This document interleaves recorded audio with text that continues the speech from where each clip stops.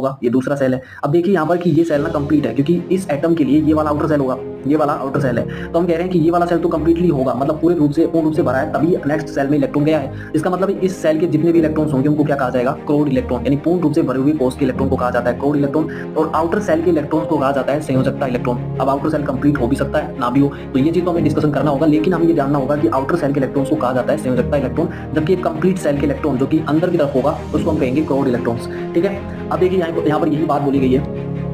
ठीक है, क्रोड इलेक्ट्रॉन इनको कहा जाता है। अब इलेक्ट्रॉनिक विन्यास इस तरीके से भरा जाएगा, संयोजकता इलेक्ट्रॉन इनको कहा जाता है। मतलब ये चीज क्लियर हो गई ना कि वही इलेक्ट्रॉन जो कि अंदर की तरफ होंगे, पूर्ण रूप से भरे हुए कोषों में प्रेजेंट होते हैं, उनको कहा जाता है यहाँ पर क्रोड इलेक्ट्रॉन्स। और ये इलेक्ट्रॉन जो संयोजकता कोष में प्रेजेंट होते हैं आउटर सेल में, या उच्चतम मुख्य क्वांटम संख्या के इलेक्ट्रॉनिक कोष में प्रेजेंट होंगे, उनको संयोजकता इलेक्ट्रॉन यहाँ पर कहा जाता है। उदाहरण के लिए आप ध्यान से देख लें, अगर आप उदाहरण के लिए नियोन में देखेंगे तो नियोन में जितने भी इलेक्ट्रॉन्स हैं वो सारे के सारे क्रोड इलेक्ट्रॉन्स हैं, बिकॉज 1s2 2s2 2p6 इस तरीके से इसका तो कंप्लीट है। तो कंप्लीट वाले जो ऑर्बिटल्स हैं, कंप्लीट वाले जो सेल्स